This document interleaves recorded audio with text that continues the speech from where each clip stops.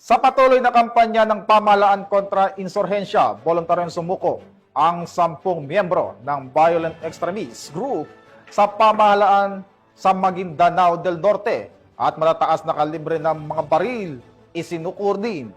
Ang buong detalye ng report mula kay Patrolwoman Leonora Gawang.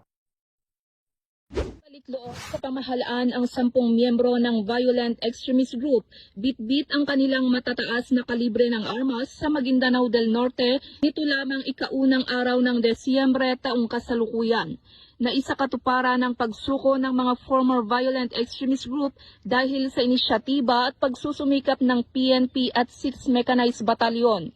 Siyam sa mga sumuko ay mula sa Bangsamoro Islamic Freedom Fighters Carialan Faction habang isa naman mula sa Dawla Islamiyya Group.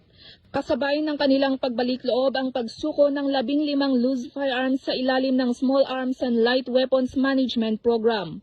Ang pagbalik-loob ng mga dating miyembro ng violent extremist group ay isang patunay ng matagumpay na pagsisikap at pagtutulungan ng PNP, kasundaluhan at lokal na pamahalaan na nagpapakita ng epektibong implementasyon ng mga programa ng pamahalaan na maibalik sa pamayanan at mabigyan ng pangalawang pagkakataon ang mga dating lumalaban sa gobyerno upang maging produktibong miyembro ng pamayanan kapiling ang kanilang pamilya at mahal sa buhay.